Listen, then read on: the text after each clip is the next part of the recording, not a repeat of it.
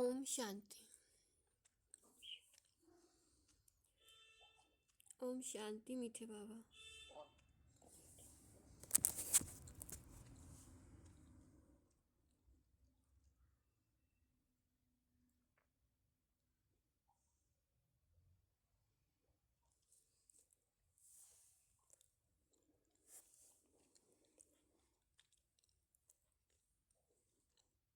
मीठे बाबा,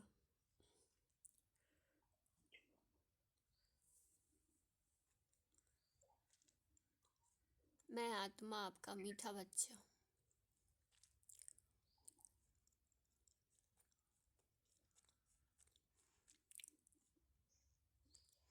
आपके सम्मुख हूँ।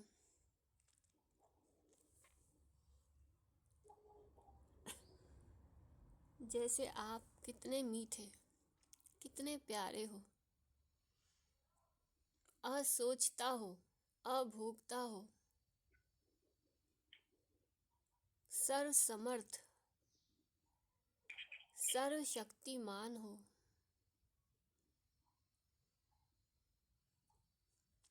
ऐसे आप मुझ आत्मा को भी अपने समान बना रहे हो।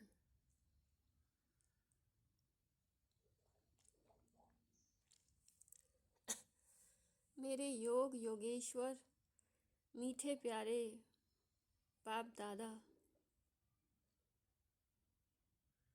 जैसे आप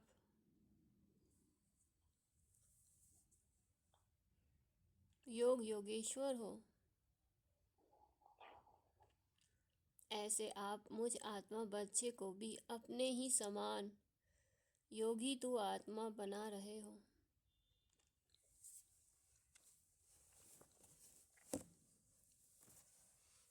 कितने मीठे, कितने प्यारा मेरे शिव भोला भगवान।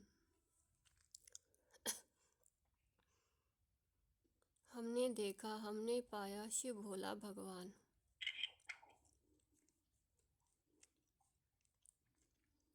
खुद शिव भगवान ने मुझ आत्मा को अपना परिचय दिया है।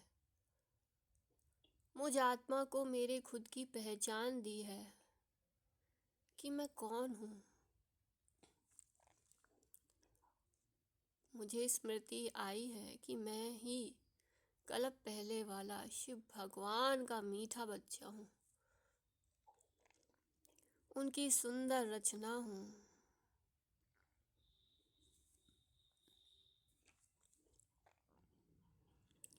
उनका अमूल्य रतन हूँ। मैं शिव भगवान का मीठा बच्चा हूँ, उनकी सुंदर रचना हूँ। मीठे बाबा, मैं आत्मा आपका अमूल्य रतन हूँ। मैं आत्मा आपका फरिश्ता इंस्ट्रूमेंट हूँ।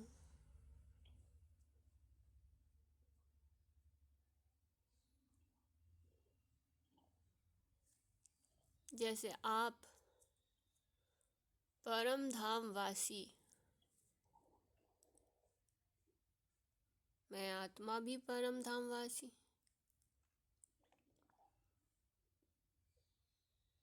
जैसे आप फरिश्ता रूपधारी बने, ऐसे मैं आत्मा भी आपके समान आपका फरिश्ता इंस्ट्रूमेंट,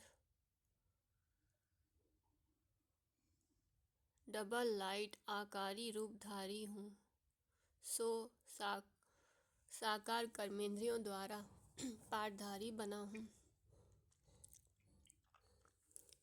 आप मेरे कितने कितने कितने मीठे मीठे, कितने मीठे मीठे मीठे, कितने प्यारे प्यारे प्यारे प्यारे प्यारे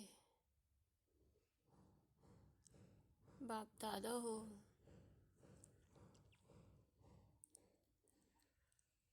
मेरे सुप्रीम स्टार, मेरे बाप दादा, आपसे मुझ आत्मा को सर्व संबंधों के रस का अनुभव करते एक रस स्थिति बनानी है। एक रस स्व की स्थिति में स्थित होना है, क्योंकि मेरे शिव भगवान मेरे परम आत्मा, मैं आत्मा आपकी हूँ। आप ही मेरे सर्वस्व हो, आप ही मेरा संसार हो।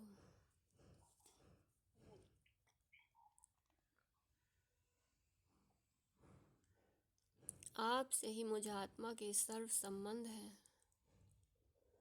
सर्व संबंधों के रस से आप मुझ आत्मा को स्वस्थिति, स्व पुरुषार्थ में एक रस बनाने आए हो। एक रस अर्थात निरंतर ग्राफ ऊंचा चढ़ता जाए, हर सेकंड हर पल नया और उत्थान वाला, ऊंचे ते ऊंचा उठने वाला, आगे ते आगे बढ़ने वाला, ऐसा एक रस स्थिति में, एक रस प्रगति में आप मुझ आत्मा बच्चे को, हम आत्मा बच्चों को, मुझ आत्मा बच्चे को ले जा रहे हो। थैंक्स, आपका बेहद का शुक्रिया।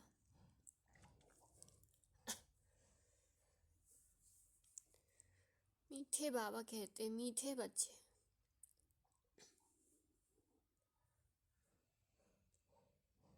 तुम ज्ञान की बरसात कर। मीठे बाबा कहते, तुम ज्ञान की बरसात कर।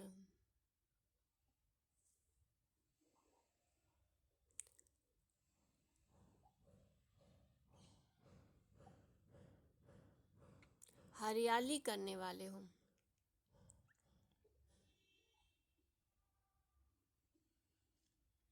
मीठे बाबा कहते, मीठे बच्चे,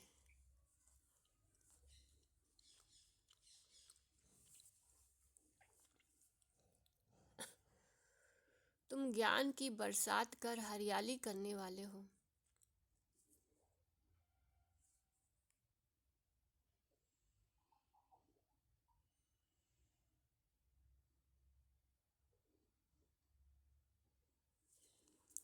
तुम्हें धारणा करनी और करानी है। तुम्हें धारणा करनी और करानी है।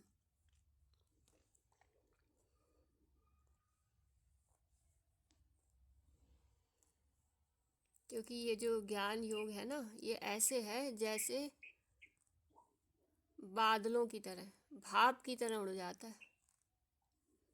इनको धारण करना पड़ता है, आत्मा में एब्जॉर्ब करना पड़ता है। निरंतर मन मना भव, स्मृति स्वरूप,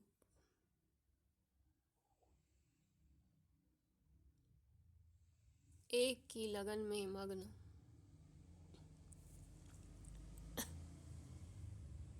प्रश्न पूछा है बाबा ने, जो बादल बरसते नहीं हैं उन्हें कौन सा नाम देंगे?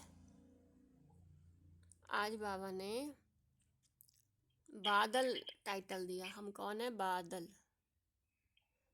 मैं आत्मा ऊर्जा बिंदु, जैसे मेरा बाबा ऊर्जा बिंदु, ऐसे मैं भी ऊर्जा बिंदु हूँ।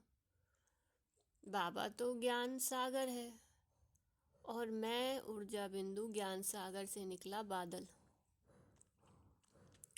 जो बादल बरसते नहीं हैं उन्हें कौन सा नाम देंगे? मैं ज्ञान सागर से निकला रूहानी बादल हूँ, ज्ञान का बादल, ज्ञान जल से भरा हुआ रूहानी बादल।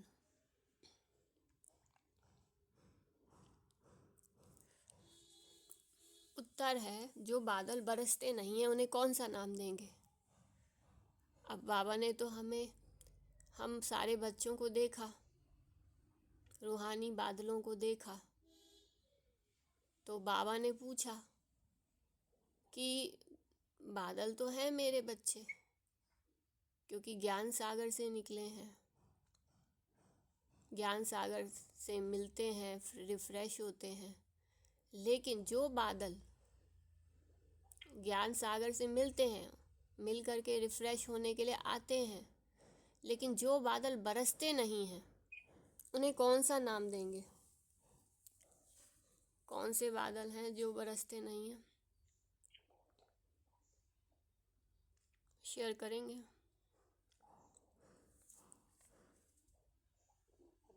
ज्ञान कैसी बातें धारण नहीं करना होता है, किसी दूसरे को धारणा अपने आप हो जाए, धारण नहीं कर पाएंगे, सुनाएंगे तो किसी को लगेगा भी नहीं धारण ही नहीं किया था। पहले तो खुद को धारण करना है। धारण करने का मतलब क्या है? धारण करने का अर्थ है जीवन में उतरना चाहिए। नहीं, उतरना सेकंड चीज़ है। हमारी सोच, हमारी मन और बुद्धि में सारा दिन क्या चलता है, इसे कहते हैं धारणा। हाँ, वो चलेगा तभी तो धारण होगा ना, बुद्धि में तो चलना लेकिन जरूरी है। अपने आप नहीं चलता है, चलाना पड़ता है, बहुत मेहनत चलाना करनी पड़ता पड़ती है। है, बिल्कुल इसी बिल्कुल को, सही बात हाँ, है, इसी एकदम को, अटेंटिव होना जी, पड़ेगा। इसी को कहते हैं मन मना भव। अब सही बात है, जैसे बिल्कुल सही। जैसे माताएं भी कहती हैं और हम भी यही कहते हैं ज़्यादातर, जैसे कि हमें मुरली याद नहीं रहती, ठीक है, हम भी कहते हैं हमें मुरली याद नहीं रहती। लेकिन अब जिनको नहीं पढ़ना आता, चलो उनकी तो है बात, लेकिन जिनमें लगन होती है वो पढ़ना सीख लेते हैं, ये भी सत्य है। क्योंकि जितने भी अनपढ़ बाबा के यहाँ पर आए, उन्होंने पढ़ना लिखना मुरली पढ़ने के लिए सीख लिया, कोई ना कोई तरीके से, मतलब जहाँ चाह है, बाबा ने कहा ना कल, जहाँ चाह है वहाँ राह निकल जाती है तीव्र पुरुषार्थ करने के लिए। तो जो है लेकिन अब जो है क्या कहते हैं, तो जो बादल बरसते नहीं हैं उन्हें कौन सा नाम देंगे? अब मैंने हाँ, सुनी हुई है मुरली में, हाँ, ठीक बात है। हम ये बात कर रहे थे कि जैसे अब कहते हैं हमें मुरली याद नहीं रहती, तो दादियों को देखो, वो 24 घंटे मुरली उनके पास होती थी। यहाँ आजकल फ़ोन में, पर्स में क्या रखते हैं, लेकिन दादियों के पर्स में सिर्फ मुरली होती थी। वो घड़ी घड़ी मुरली को स्टडी करना। हम भी जब से बाबा के बने हैं, तो हमारे बैग में कुछ हो ना हो, यहाँ तक कि हमारी लौकिक पढ़ाई की बुक्स भी कम होंगी, लेकिन मुरली ज़रूर होती थी। सबसे बस यही चेक करके निकलते थे कि मुरली है ना पर्स में, फिर सब कुछ है। एक बार तो ऐसा हुआ कि हम मतलब उस टाइम शायद हम, हाँ, हम जॉब में थे, चंडीगढ़ की बात है ये। अ, हम मोस्टली तो हमारा ध्यान यही होता था कि मुरली होनी चाहिए, मुरली देखी और चल दिए। हाँ, उस दिन हम थोड़ा लेट हो गए थे, बस पकड़ी नहीं थी हमने, और जल्दी में हम निकले, तो क्या हुआ कि पर्स रह गया उठाना। अब बैठ गए बस में। अब जैसे ही वो टिकटर पास आया तो देखा तो उसमें पैसे ही नहीं है। तो अब क्या करें? अब अब बैठ गए हैं, अब टिकटर भी सामने खड़ा है, फिर ना बाबा को बोला। तो जैसे ही बाबा को बोला, तो अंदर में एक ही विचार आया कि आ, एक बहुत अच्छा बाबा ने कोटेशन लिखवाया था, वो हमने फिर सबको भेजा था, मुझे वो याद नहीं आ रहा, लेकिन उसमें ये था कि when I open my pocket found empty, but when I open my heart तो फाइंड कौन? बाबा, जो कि भाग्य विधाता है ना, जो हर प्राप्ति का स्रोत है। तो when I open my heart तो फाउंड बाबा, ठीक है ना। तो इस तरह का विचार आया, तो हमने बाबा को सौंप दिया। नहीं, ये अनुभव था मेरा। हाँ, फिर हमने ये बाबा को सौंप दिया कि बाबा आप देखो। तो अचानक से एक बहन हमारी साथ की सीट पे आके बैठ गई, और मेरे हमें आदत तो है ही बाबा का परिचय देने की, तो उस बात को तो हमने बाबा को सौंप दिया और हम भूल भी गए कि हमारे बैग में कुछ है नहीं। बिल्कुल दिमाग से जैसे ही बाबा को सौंपा ना, बिल्कुल भूल गए कि हमारे पास पैसे नहीं है, कोई चिंता ही नहीं, कोई फिक्र ही नहीं हमें तो। क्योंकि हमारा मोस्टली फोकस यही रहता था कि अगर हम बस में आए हैं, क्योंकि जो डेली रूटीन का जो कॉलेज बस थी, उसका तो मतलब कि कोई वो ही नहीं है, मतलब वो तो एक रूटीन में लोग होते हैं ना, उसमें तो फिक्स लोग होते हैं। लेकिन जब हम किसी दूसरी बस में बैठते हैं तो हमें अंदर से रहता है कि हाँ, ये तो सेवा के लिए हम यहाँ आए हैं, तो सेवा बहुत ज़्यादा फोकस रहता है कि कोई ना कोई मतलब आत्माओं को हमारी ड्यूटी बनती है बाबा का परिचय देने की। तो एक बहन आके बैठे, तो हमने उनको थोड़ा सा क्वेश्चन पूछा बाबा के, थोड़ा जिस तरीके से बाबा कहते हैं ऐसे पूछा करो, तो हमने उनसे क्वेश्चन पूछा। फिर उन्होंने कुछ अपनी बातें शेयर करी। हम तो बिल्कुल ध्यान ही नहीं था कि हमने बाबा को बोला और सच में ऐसा कुछ है। अब उस समय क्या भीड़ भी हो गई, और जैसे टिकटर पास आया उसने हमें कहा, तो मैं खुद ही मतलब, जबकि एक बार चेक कर चुकी थी, लेकिन जब दोबारा से चेक करने लग गई कि देखूं कहीं रखे हैं तो जैसे ही चेक करने लगे, फिर ध्यान में आया कि अभी तो मैंने चेक किया था, अभी तो मैंने बाबा को बोला था, मुझे याद ही नहीं है बात। और फिर क्या हुआ, जब मैंने देखा नहीं है, तो वो बहन ने क्या किया कि अपने टिकट के साथ हमारे टिकट कटवा दिए और हम पहुंच गए आराम से। और हमने भी यही कहा कि हमने कहा, मैं खुद हैरान हूँ क्योंकि उनको मैंने बताया कि हमारी जो स्कूल कॉलेज बस थी वो छूट गई है, तो इसलिए मुझे जो है ना पता भी नहीं है रास्ता, तो इसलिए इसमें बैठना पड़ा तो उन्होंने तो बिल्कुल ऐसे किया जैसे कि बाबा ने ही करा दिया। फील ही नहीं हुआ कि हाँ, नहीं तो हमें मांगने में इतना वो होता क्या, हम तो सोच भी नहीं सकते थे, उतर ही जाते, हम तो बस से उतर जाते, पैदल जाते, ऐसी थी हमारी। तो कितना मतलब मीठा बाबा है ना। तो जो बादल बरसते नहीं उन्हें कौन सा नाम देंगे, वह है सुस्त बादल। चुस्त वह जो बरसते हैं। बाबा ने कहा वह है सुस्त बादल और चुस्त वह हैं जो बरसते हैं। क्योंकि रोज रोज मुरली सुनते हैं, भर जाते हैं, तो फिर वो, जैसे अभी हमें याद है मधुबन में ना योग भट्टियाँ हुआ करती थी, और बाबा मिलन का टर्न हुआ करता था, तो बच्चे बाबा से मिलने रिफ़्रेश होने जाते थे, और वहाँ इतनी क्लासेस होती थी, बाबा तो आते ही थे, बाबा तो अपनी मुरली सुनाते ही थे, और सारे जो बड़े बड़े वरिष्ठ भाई बहनें थे इतनी अच्छी अच्छी क्लासेस कराते बाबा की मुरलियों पे के पॉइंट्स के आधार पे। तो इतनी सारी क्लासेस कर करके भर जाते थे, है ना, रिफ़्रेश हो जाते थे तो चुस्त वह हैं जो बरसते हैं। अगर धारणा हो तो बरसने के बिना रह नहीं सकते। जो धारणा कर दूसरों को नहीं कराते उनका पेट, आज बाबा ने असली बात बताई है। अगर धारणा हो तो बरसने के बिना रह नहीं सकते। अब बाबा ने एक इम्पोर्टेंट बात बताई, जो धारणा कर दूसरों को नहीं कराते उनका पेट पीठ से लग जाता है, वह गरीब हैं, प्रजा में चले जाते हैं। प्रश्न है, याद की यात्रा में मुख्य मेहनत कौन सी है? असली बात तो ये है याद की यात्रा में मुख्य मेहनत कौन सी है? उत्तर है, अपने को आत्मा समझ बाप को बिंदु रूप में याद करना। एक है अपने को आत्मा समझ मनमनाभव करना, एक है अपने को आत्मा समझ बाप को बिंदु रूप में याद करना। बाप जो है, जैसा है, उसी स्वरूप से यथार्थ याद करना, इसमें ही मेहनत है।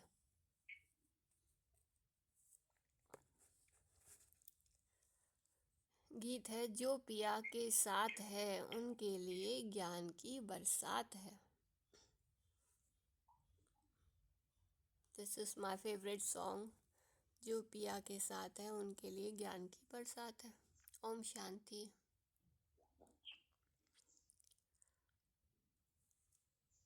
ओम शांति मीठे बाबा। अच्छा। जैसे सागर के ऊपर में बादल हैं, तो बादलों का बाप हुआ सागर। जो बादल सागर के साथ हैं उनके लिए ही बरसात है। जो बादल सागर के साथ हैं उनके लिए ही बाबा की बरसात, ज्ञान बरसात उन बच्चों के लिए ही होती है। वह बादल भी पानी भरकर फिर बरसते हैं।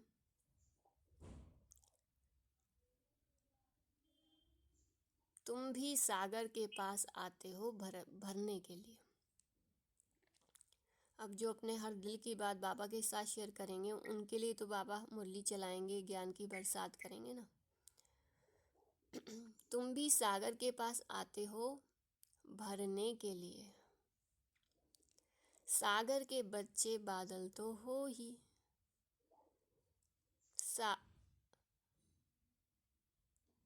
जो मीठा पानी खींच लेते हो।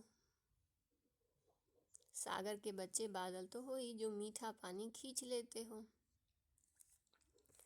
अब बादल भी अनेक प्रकार के होते हैं। कोई खूब जोर से बरसते हैं, बाढ़ कर देते हैं, और कोई कम बरसते हैं। तुम्हारे में भी ऐसे नंबरवार हैं जो खूब जोर से बरसते हैं, उनका नाम भी गाया जाता है। जैसे वर्षा बहुत होती है तो मनुष्य खुश होते हैं, यह भी ऐसे है। जो अच्छा बरसते हैं उनकी महिमा होती है, जो नहीं बरसते हैं उनकी दिल जैसे सुस्त हो जाती है, पेट भरेगा नहीं। जो बाबा ने कहा कि जो नहीं बरसते उनकी दिल जैसे सुस्त हो जाती है। ज्ञान योग में अगर सुस्त हो गए, पुरुषार्थ में अगर सुस्त हो गए, धारणा में सुस्त हो गए, हाँ, तो सेवा में तो ऑटोमेटिकली सुस्त हो जाते हैं। और सेवा में सुस्त हो जाते हैं तो ज्ञान योग में तो ऑटोमेटिक सुस्त हो जाते हैं। तो बाबा ने क्या कहा है, जो नहीं बरसते उनकी दिल जैसे सुस्त हो जाती है, पेट भरेगा ही नहीं।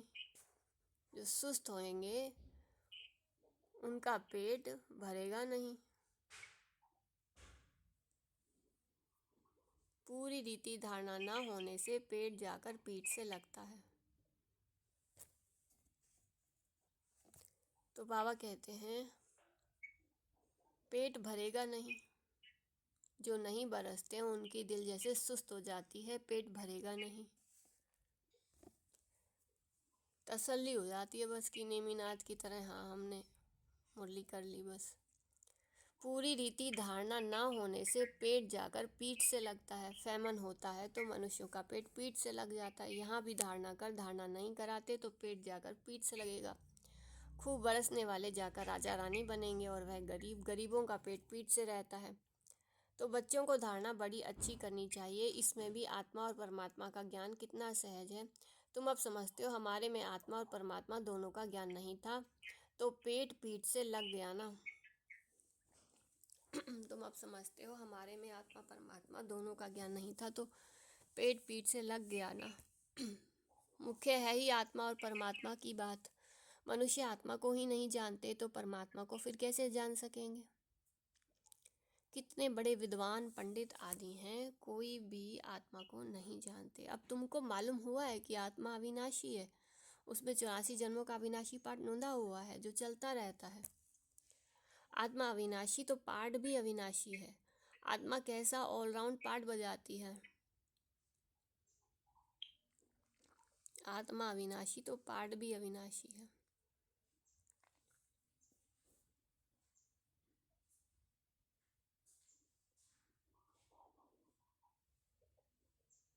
आत्मा कैसा ऑलराउंड पार्ट बजाती है ये किसको पता नहीं है। वह तो आत्मा से परमात्मा कह देते हैं। तुम बच्चों को आदि से लेकर अंत तक पूरा ज्ञान है।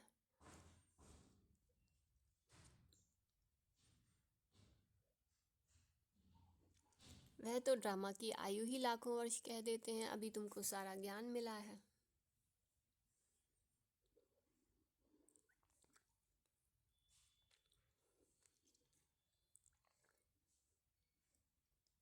तुम जानते हो इस बाप के रचे हुए ज्ञान यज्ञ में यह सारी दुनिया स्वाह होनी है।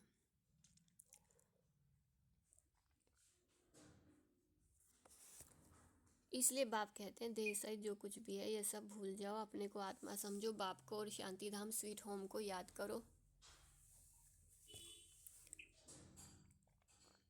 तो बाबा ने कहा कि इस रुद्र यज्ञ में ये सारी पुरानी दुनिया सुहावनी है, इसलिए बाप कहते हैं देह सहित जो कुछ भी है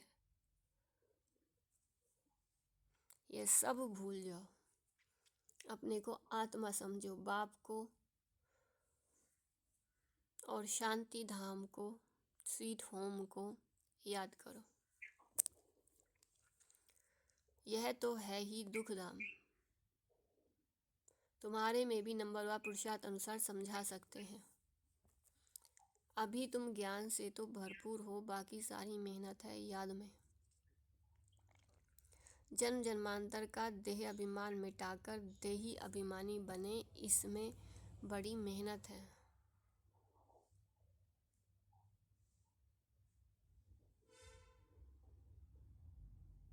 जन्म जन्मांतर का देह अभिमान मिटाकर देही अभिमानी बने, इसमें बड़ी मेहनत है। कहना तो बड़ा सहज है, परंतु अपने को आत्मा समझे, बाप को भी बिंदु रूप में याद करें, इसमें मेहनत है। बाप कहते मैं जो हूँ जैसा हूँ ऐसा कोई मुश्किल याद कर सकते हैं।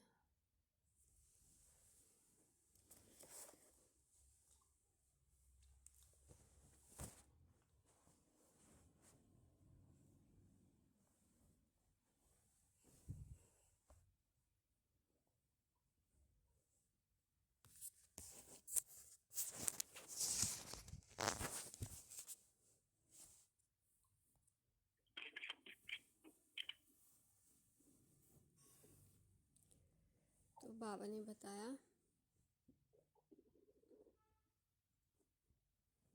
देही अभिमानी बने,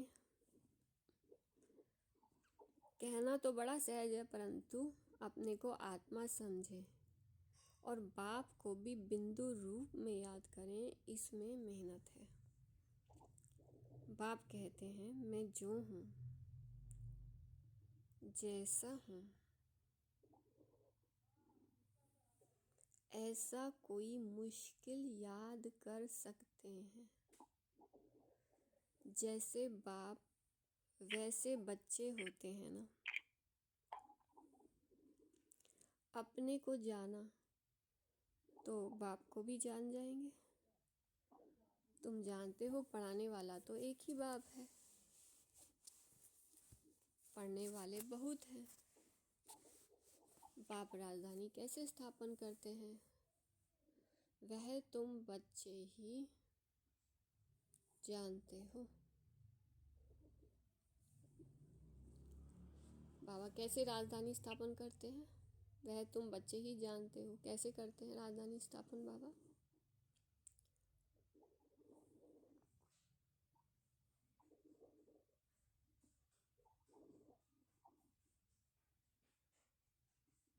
हमें सब राज्य अधिकारी बनाते हैं, खुद का परिचय देते हैं, तुम कौन हो, मैं कौन हूँ। ये देह में बैठे हो, पंचवटी में परम इंद्रियां हैं। ज्ञान इस मतलब ओवरऑल कहने का मतलब यही है ज्ञान और योग, कि हाँ, ज्ञान से पूरी नई दुनिया रच देते। बस ज्ञान से ही नई रचना रच देते। ना बाबा कहते हैं ना कोई हथियार पवार कुछ नहीं, सिर्फ ज्ञान से ही नई दुनिया को रच देते। मतलब programming of spirituality and divinity. बाप राजधानी कैसे स्थापन करते हैं वह तुम बच्चे ही जानते हो, बाकी यह शास्त्र आदि सब है भक्ति मार्ग की सामग्री। समझाने के लिए हमको कहना पड़ता है, बाकी इसमें घृणा की कोई बात नहीं है। शास्त्रों में भी ब्रह्मा का दिन और रात कहते हैं, परंतु समझते नहीं। रात और दिन आधा आधा होता है। सीढ़ी पर कितना सहज समझाया जाता है। मनुष्य समझते हैं कि भगवान तो बड़ा समर्थ है।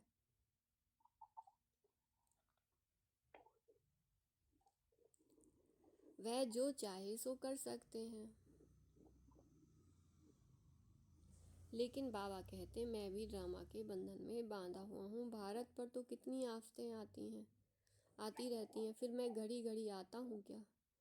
मेरे पार्ट की लिमिट है।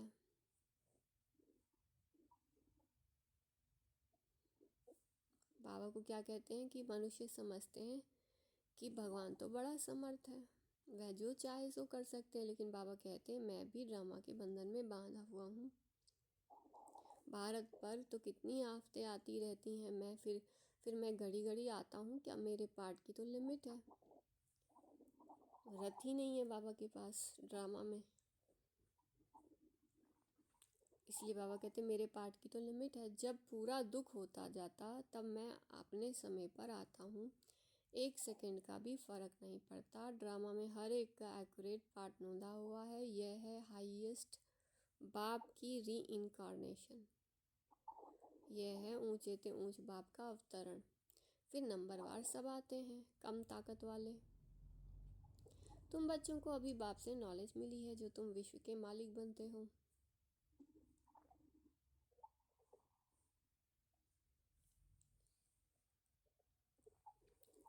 फिर नंबरवार सब आते हैं, कब ताकत वाले। तुम बच्चों को अभी बाप से नॉलेज मिली है जो तुम विश्व के मालिक बनते हो।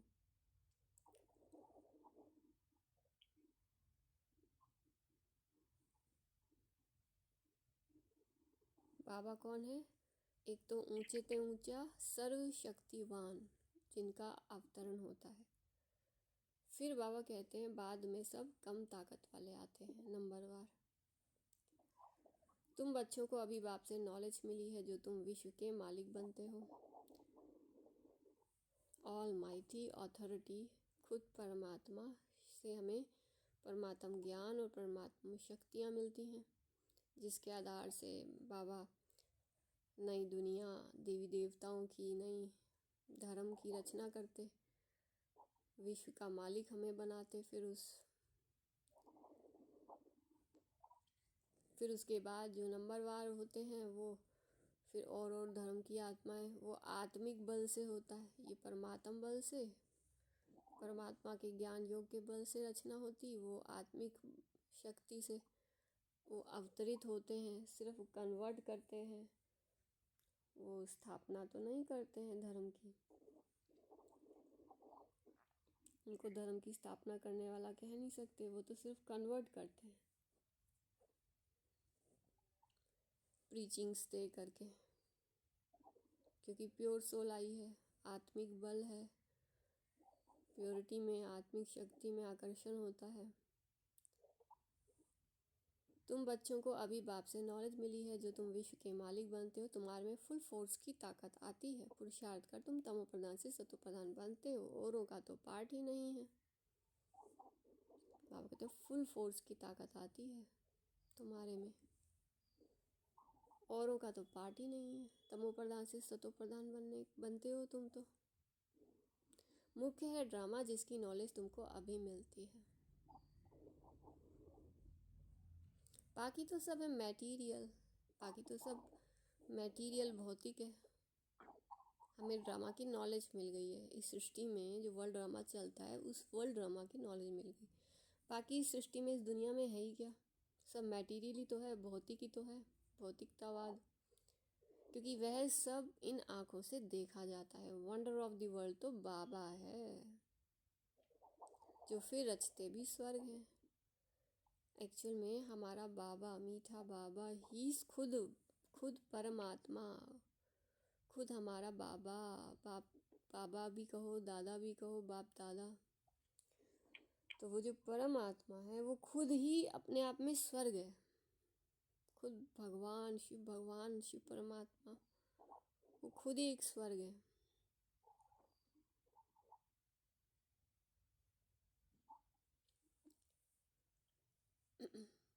तो वंडर ऑफ द वर्ल्ड तो बाबा है जो फिर रचते भी स्वर्ग हैं, जिसको हेवन पैराडाइज कहते हैं।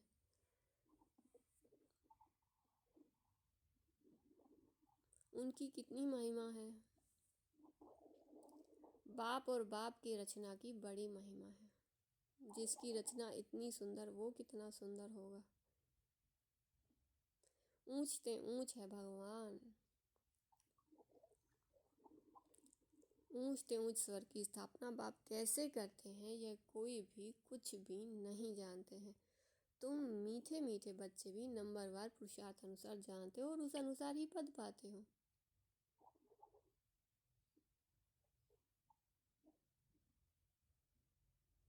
जिसने पुरुषार्थ किया वह ड्रामानुसार ही करते हैं। तुम मीठे मीठे बच्चे भी नंबरवार पुरुषार्थ अनुसार जानते हो और उस अनुसार ही पद पाते हो। जिसने पुरुषार्थ किया वह ड्रामानुसार ही करते हैं।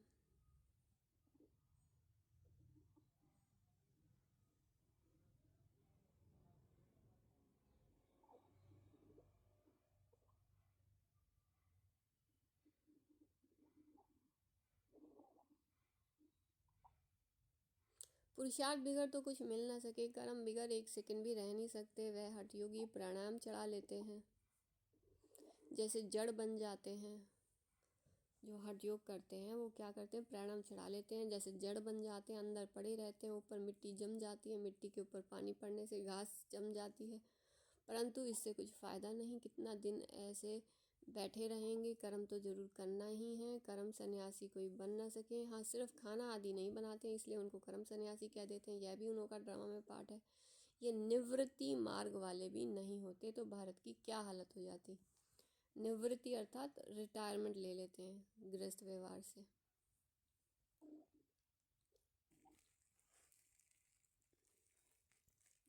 ये आपको कंफर्म है मम्मा? तो बाबा ने बताया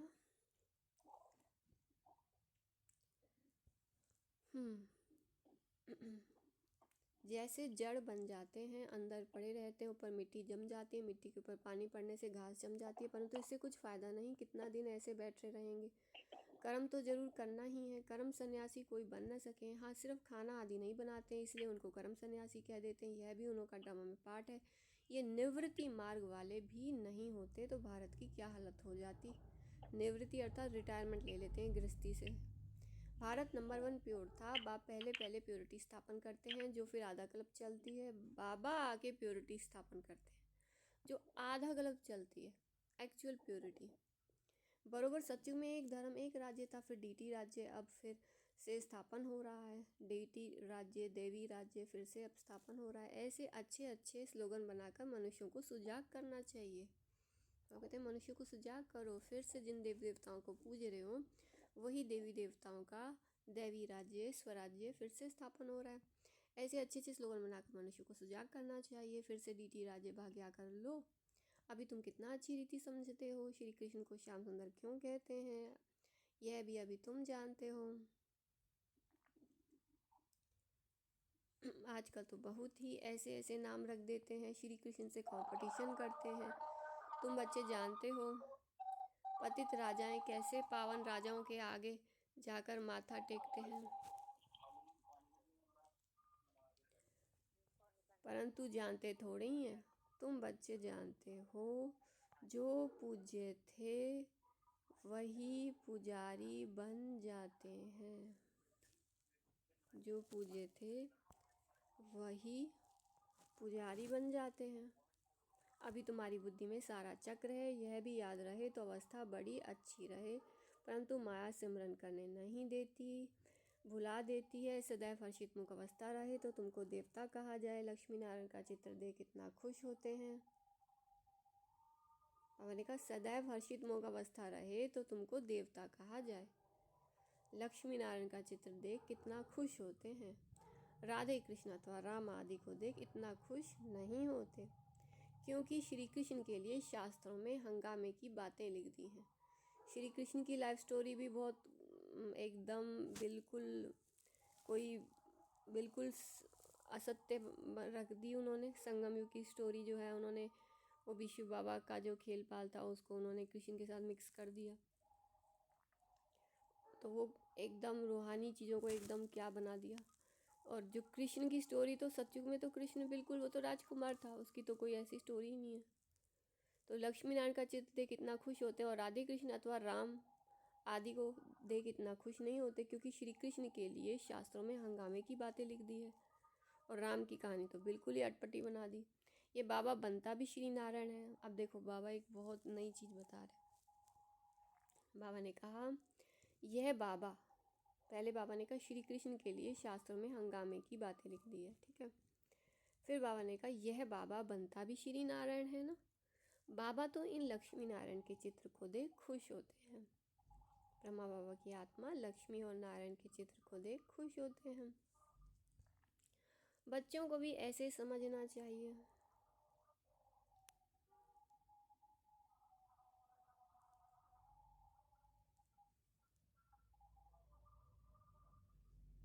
बाकी कितना समय इस पुराने शरीर में होंगे, फिर जाकर प्रिंस बनेंगे। यह एम ऑब्जेक्ट है ना।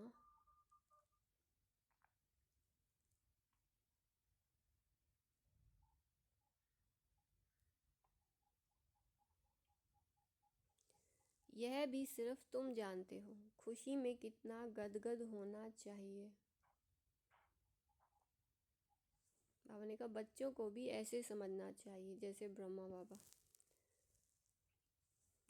बाबा चित्र देख के श्री नारायण का, लक्ष्मी नारायण के चित्र को देख खुश होते हैं बाबा। तो बाबा ने कहा ऐसे ही तुम बच्चों को भी समझना चाहिए, बाकी कितना समय इस पुराने शरीर में होंगे, फिर जाकर प्रिंस बनेंगे। यह एम ऑब्जेक्ट है ना, यह भी सिर्फ तुम जानते हो, खुशी में कितना गदगद होना चाहिए। जितना पढ़ेंगे उतना ऊंच पद पाएंगे, पढ़ेंगे नहीं तो क्या पद मिलेगा। आज बाबा ने कहा कि ये जो पॉइंट है, अगर इस पॉइंट को अभ्यास करते हैं इसका मतलब हमने पढ़ाई पढ़ी। अगर इस पॉइंट को हमने अभ्यास नहीं किया तो हमने पढ़ाई नहीं पढ़ी। कौन सी पॉइंट बोली बाबा ने? कौन सा अभ्यास कराया बाबा ने अभी?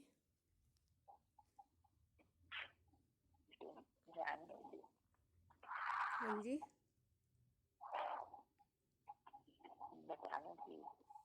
जी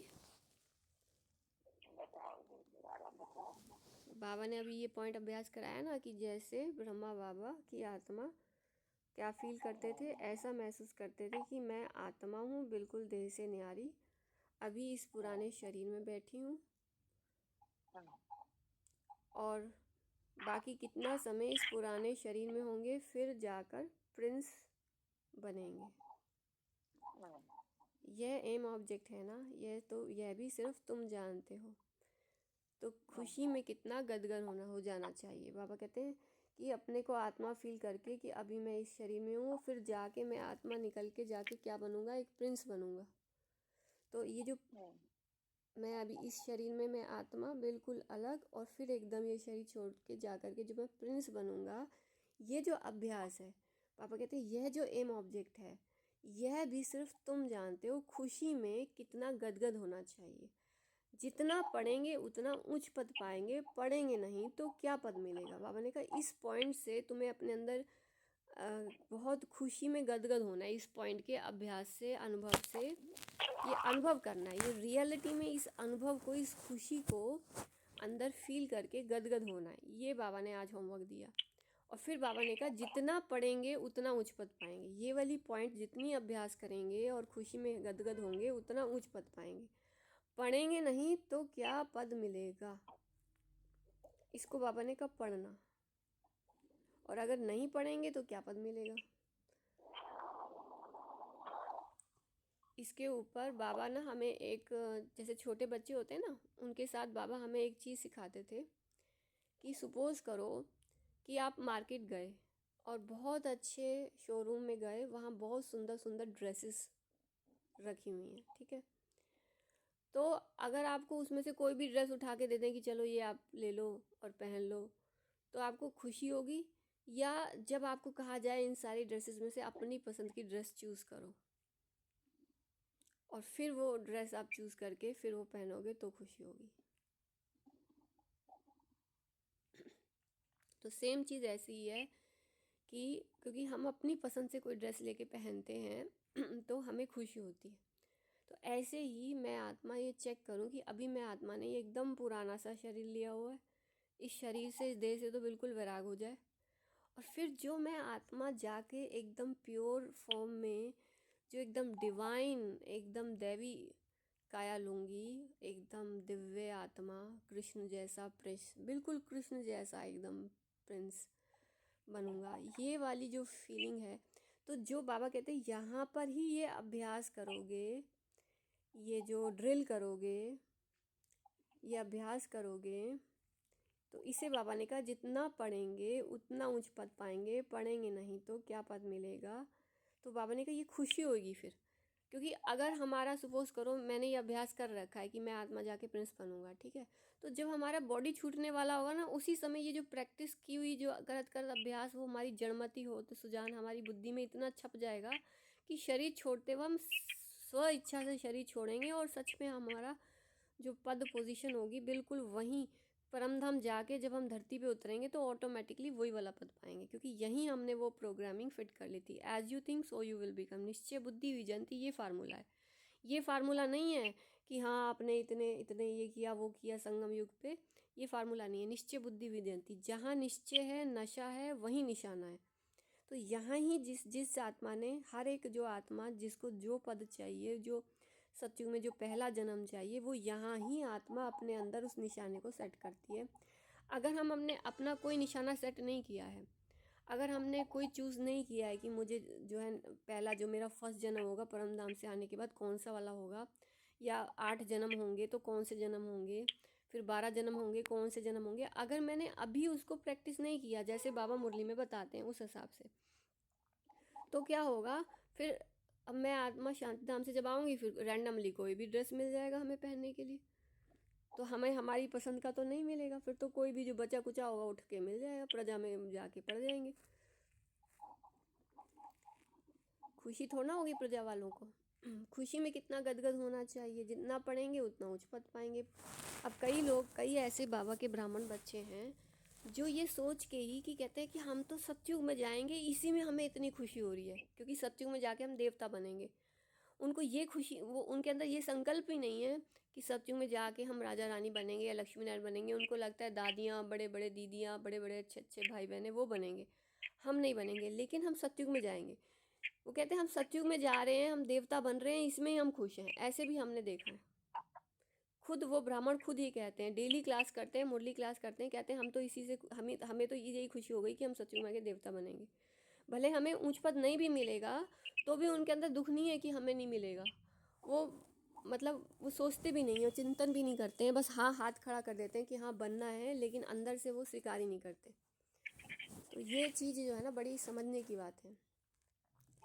तो पढ़ेंगे नहीं तो क्या पद मिलेगा। कहाँ विश्व के महाराजा महारानी, कहाँ साहूकार प्रजा में नौकर चाकर। कई लोग साहूकार बनने में खुशी होते हैं, और कहाँ साहूकार प्रजा में नौकर चाकर। नौकर चाकर बनने के लिए तो सोचने की जरूरत नहीं है, बस ऐसे ही बन जाएंगे। बस 7 दिन का कोर्स किया, भगवान को पहचाना, एंट्री हो गई सतयुग में, बन जाएंगे नौकर चाकर। कुछ पुरुषार्थ की, कोई लक्ष्य की, कोई अभ्यास की, कोई स्मृति का, कोई निश्चय विजन की, ये तो पार्ट ही नहीं है। सब्जेक्ट तो एक ही है, सिर्फ मन मना भ मध्याजी भ, जो विष्णु का जो मध्य में वो है, वो हमारा लक्ष्य है। अल्फ और बे, याद और ज्ञान, इनको कितनी खुशी हुई। अल्फ को अल्लाह मिला, बाकी सब दे दिया। ब्रह्मा बाबा को कितनी खुशी हुई, अल्फ को अल्लाह मिला, बाकी सब दे दिया। कितनी बड़ी लॉटरी मिल गई, बाकी क्या चाहिए। ब्रह्मा बाबा तो एकदम समर्पण हो गए, एक धाकू, बाबा कहते हैं एकदम झाटकू। 1 सेकंड में उन्होंने दे और दे की सारा जो कुछ था संबंध। अब देखो ब्रह्मा बाबा की आत्मा भी गृहस्थी थे, उनके भी बच्चे थे, है ना, उनकी भी युगल थे, उनका भी परिवार था, उनके भी मित्र संबंधी थे, ठीक है, उनके पास भी धन प्रॉपर्टी सब कुछ था, लेकिन 1 सेकंड में उन्होंने सब कुछ भुला दिया। 1 सेकंड में उन्होंने नष्टमोह हो गए, एकदम बाबा का, बिल्कुल बाबा को सौंप दिया कि ये सब बाबा का है।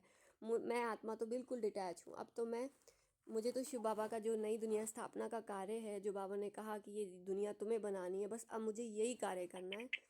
तो बाबा के अंदर दिन रात बस जो शिव बाबा ने जो उनको लक्ष्य दिया, जो संकल्प दिया, बस उस पे एकदम डट गए। तो अल्फ को अल्लाह मिला, बाकी सब दे दिया। कितनी बड़ी लॉटरी मिल गई, सब कुछ ब्रह्मा बाबा ने सब कुछ शिव बाबा को दे दिया। बाकी क्या चाहिए, तो बाबा ने तो प्रैक्टिकल में दिया ना। तो कितनी बड़ी लॉटरी मिल गई, बाकी क्या चाहिए। तो क्यों ना बच्चों के अंदर में खुशी रहनी चाहिए। इसलिए बाबा कहते हैं ऐसा ट्रांसलाइट का चित्र सबके लिए बनवाएं जो बच्चे देखकर खुश होते रहें कि मैं जाकर ऐसा प्रिंस बनूंगा। ये वाला चित्र ट्रांसलाइट का। शिव बाबा ब्रह्मा द्वारा हमको यह वर्षा दे रहे हैं। मनुष्य तो कुछ नहीं जानते हैं, बिल्कुल ही तुच्छ बुद्धि हैं। अभी तुम तुच्छ बुद्धि से, मनुष्य क्या है, तुच्छ बुद्धि। उनकी बुद्धि कैसी है, तुच्छ, एकदम तुच्छ क्वालिटी की। और अभी तुम तुच्छ बुद्धि से स्वच्छ बुद्धि बन रहे हो। तुच्छ बुद्धि जो है उसमें देवान देवाभिमान मिक्स होता है। और बाबा ने एक बार तो बोला था कि अगर हमें ये निश्चय नहीं है कि हम लक्ष्मी नारायण बनेंगे, और ये हम स्वीकार ही नहीं करते हैं कि हाँ मैं जाके नर से नारायण बनूंगा, तो बाबा ने तो इसके ऊपर बहुत इम्पोर्टेंट चीज़ बताई थी कि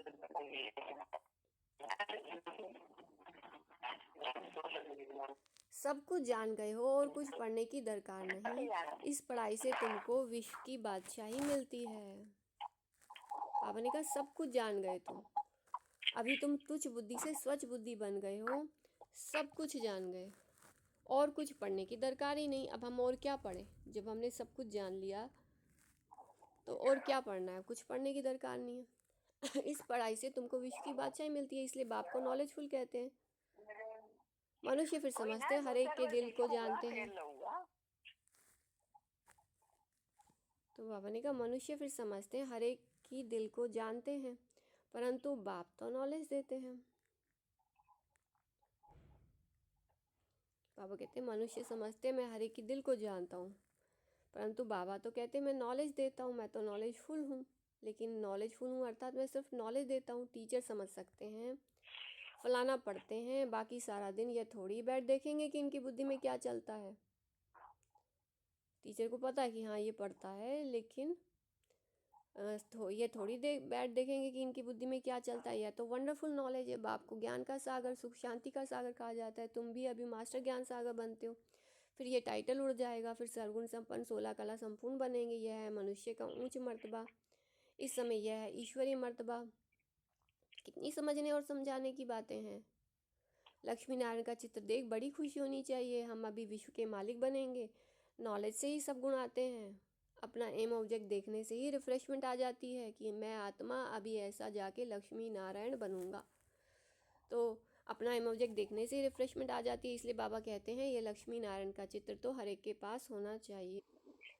तो बाबा ने कहा कि इसलिए बाबा कहते हैं ये लक्ष्मी नारायण का चित्र तो हर एक के पास होना चाहिए। यह चित्र दिल में प्यार बढ़ाता है, दिल में आता है बस यह मृत्यु लोक में लास्ट जन्म है, फिर हम अमरलोक में यह जाकर बनूंगा तत्त्वम। ऐसे नहीं कि आत्मा सो परमात्मा। कई तो यही पुरुषार्थ करते हैं कि मैं आत्मा जैसे परमात्मा ही बन गया। नहीं, यह ज्ञान सारा बुद्धि में बैठा हुआ हो। जब भी किसको समझाते हो बोलो हम कभी भी कोई से भीख नहीं मांगते। पिता ब्रह्मा के बच्चे तो बहुत हैं, हम अपने ही तन मन धन से सेवा करते हैं। ब्राह्मण अपनी कमाई से यज्ञ को चला रहे हैं, शूद्रों के पैसे नहीं लगा सकते। ढेर बच्चे हैं, वह जानते हैं जितना हम तन मन धन से समर्पित करेंगे, सरेंडर होंगे, उतना पद पाएंगे। जानते हैं बाबा ने बीज बोया है तो ये लक्ष्मी नारायण बनते हैं। पैसे यहाँ काम में तो आने नहीं हैं, क्यों ना इस कार्य में लगा दें। फिर क्या सरेंडर होने वाले भूख मरते हैं? अगर पैसे बाबा के कार्य में लगा देते तो फिर क्या सरेंडर होने वाले भूख मरते हैं क्या? बहुत संभाल होती रहती है। बाबा की कितनी संभाल होती रहती है। ब्रह्मा बाबा उन्होंने सब कुछ सरेंडर किया तो बाबा कहते हैं देखो बाबा की कितनी संभाल होती रहती है। यह तो शिव बाबा का रथ है ना, सारे वर्ल्ड को हेवन बनाने वाला है। यह हसीन मुसाफिर है। शिव बाबा सारे वर्ल्ड को हेवन बनाने वाला है और उसका रथ है ये। और यह कौन है? शिव बाबा। यह हसीन मुसाफिर है। परमपिता परमात्मा तो आकर सबको हसीन बनाते हैं। तुम सांवरे से गोरा हसीन बनते हो ना, कितना सलोना साजन है, आकर सबको गोरा बना देते हैं। कितना सलोना साजन है, आकर सबको गोरा बना देते हैं। उन पर तो कुर्बान जाना चाहिए, याद करते रहना चाहिए। जैसे आत्मा को देख नहीं सकते, जान सकते हैं, वैसे परमात्मा को भी जान सकते हैं। देखने में तो आत्मा परमात्मा दोनों एक जैसे बिंदु हैं। बाकी तो सारी नॉलेज है, ये बड़ी समझ की बातें हैं, बच्चों की बुद्धि में ये नोट रहनी चाहिए। बुद्धि में नंबरवार पुरुषार्थ अनुसार धारणा होती है। पापा ने कहा ये बड़ी समझ की बातें हैं, बच्चों की बुद्धि में ये नोट रहनी चाहिए, बुद्धि में नंबरवार पुरुषार्थ अनुसार धारणा होती है। डॉक्टर लोगों को भी दवाइयाँ याद रहती हैं ना, ऐसे नहीं कि उस समय बैठ किताब पढ़ देखेंगे। डॉक्टरी की भी पॉइंट्स होती हैं, बैरिस्ट्री की भी पॉइंट्स होती हैं। तुम्हारे पास भी पॉइंट्स हैं, टॉपिक्स हैं जिस पर समझाते हैं। कोई पॉइंट किसको फ़ायदा कर लेती है, कोई को किस पॉइंट से तीर लग जाता। पॉइंट तो बहुत ढेर की ढेर हैं। जो अच्छी रीति धारण करेंगे वे अच्छी रीति सर्विस कर सकेंगे। आधा कल्प से महारोगी पेशेंट है, बाबा कहते तुम आधा कल्प से महारोगी पेशेंट हो। आत्मा पतित बनी है, उनके लिए एक अविनाशी सर्जन दवाई देते हैं। बाबा कहते हैं आत्मा इतनी पतित बनी है जिसके लिए मैं अविनाशी सर्जन दवाई देता हूँ। वह सदैव सर्जन ही रहते हैं। बाबा कहते हैं मैं तो सदैव सर्जन ही रहता हूँ, वो सर्जन तो फिर भी पेशेंट बन जाते हैं, लेकिन मैं ऐसा अविनाशी सर्जन हूँ, ऐसी दवाई देता हूँ। और वह सदैव सर्जन ही रहते हैं, कभी बीमार होते नहीं। और तो सब बीमार पड़ जाते हैं, अविनाशी सर्जन एक ही बार आकर मन मना भव का इंजेक्शन लगाते हैं। बाबा कहते हैं मैं एक ही बार आकर कौन सा इंजेक्शन लगाता हूँ, मन मना भव।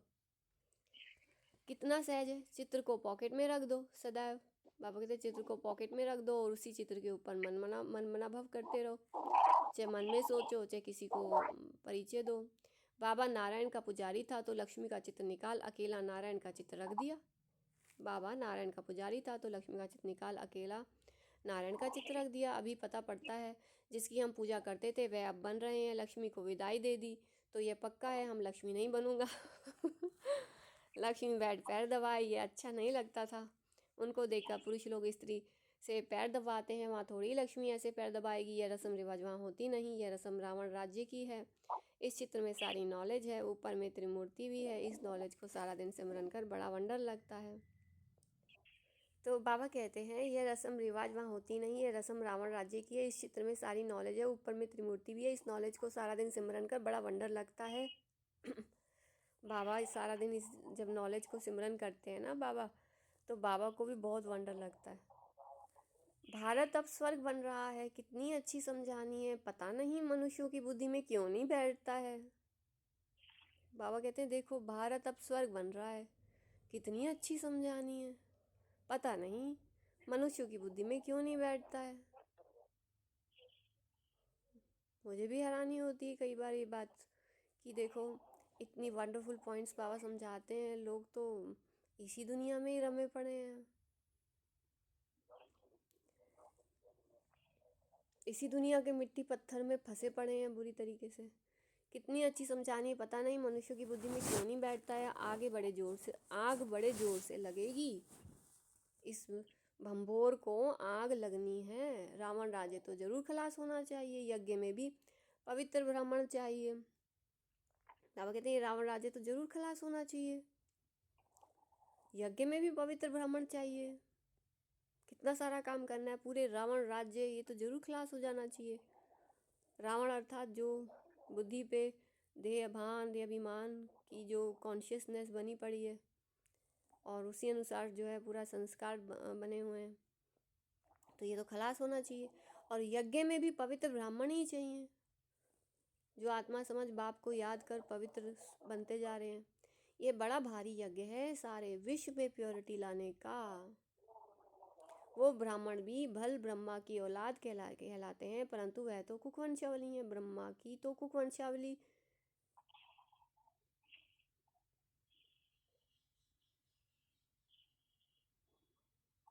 तो बाबा ने कहा कि ब्रह्मा की संतान तो पवित्र मुखवंशावली थे, कुकवंशावली तो नहीं थे। तो बाबा कहते हैं ब्रह्मा की संतान तो पवित्र मुखवंशावली थे ना, तो उनको फिर यह समझाना चाहिए। अच्छा मीठे मीठे सिकी लदे बच्चों प्रति माता पिता बाप दादा का याद प्यार और गुड मॉर्निंग। रूहानी बाप की रूहानी बच्चों को नमस्ते, और हम रूहानी बच्चों की रूहानी बाप दादा को मीठे मीठे माता पिता बाप दादा को याद प्यार गुड मॉर्निंग। मीठे बाबा नमस्ते। धारणा के लिए मुख्य सार है स्वच्छ बुद्धि बन वंडरफुल ज्ञान को धारण कर बाप समान मास्टर ज्ञान सागर बनना है। नॉलेज से सर्वगुण स्वयं में धारण करने हैं।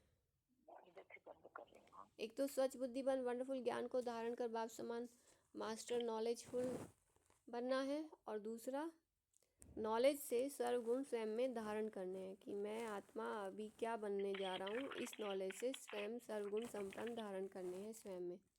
सेकेंड पॉइंट है, जैसे बाबा ने तन मन धन सर्विस में लगाया, सरेंडर हुए, ऐसे बाप समान अपना सब कुछ ईश्वरीय सेवा में सफल करना है। सदा रिफ्रेश रहने के लिए एक तो बाबा ने कहा बाबा के समान सब कुछ सरेंडर हुए और सब कुछ ईश्वरीय सेवा में सफल करना है। दूसरा इसी में बाबा ने एक पॉइंट और कही, सदा रिफ्रेश रहने के लिए एम ऑब्जेक्ट का चित्र साथ में रखना है।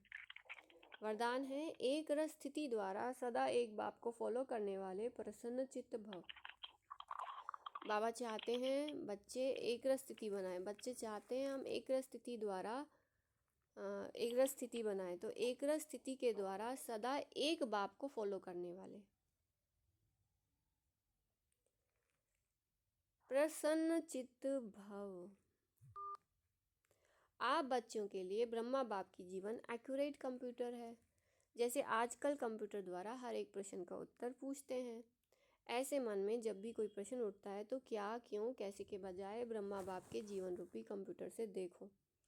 क्या और कैसे का क्वेश्चन ऐसे में बदल जाएगा, प्रशंसित के बजाय प्रशंसित बन जाएंगे। प्रशंसित अर्थात एक रस स्थिति में एक बाप को फॉलो करने वाले। आत्मिक शक्ति के आधार पर सदा स्वस्थ रहने का अनुभव करो। स्लोगन है, आत्मिक शक्ति के आधार पर सदा स्वस्थ रहने का अनुभव करो। सभी ब्रह्मावत्स 1 जनवरी से 31 जनवरी 2025 तक विशेष अंतर्मुक्ता की गुफा में बैठ योग तपस्या करते हुए पूरे विश्व को अपनी शक्तिशाली मनसा द्वारा विशेष आकाश देने की सेवा करना जी। इसी लक्ष्य से इस मास के पत्र पुष्प में जो व्यक्त इशारे भेजे गए हैं वे पूरे जनवरी मास में मुरली के नीचे भी लिख रहे हैं। आप सभी इन पॉइंट्स पर विशेष मनन चिंतन करते हुए मनसा सेवा के अनुभवी बने। अपनी शक्तिशाली मनसा द्वारा साकाश देने की सेवा करो। आप शांतिदूत बच्चे कहाँ भी रहते, चलते फिरते सदा अपने को शांतिदूत समझ कर चलो। जो स्वयं शांत स्वरूप शक्तिशाली स्वरूप में स्थित होंगे वह दूसरों को भी शांति और शक्ति की साकाश देते रहेंगे। अच्छा, ओम शांति। शुक्रिया मीठे बाबा का, बहुत बहुत थैंक्स। यही आज का अव्यक्त इशारा भी है और पॉइंट भी है, तो 2 मिनट बाबा का दिल से थैंक्स करेंगे। ओम शांति।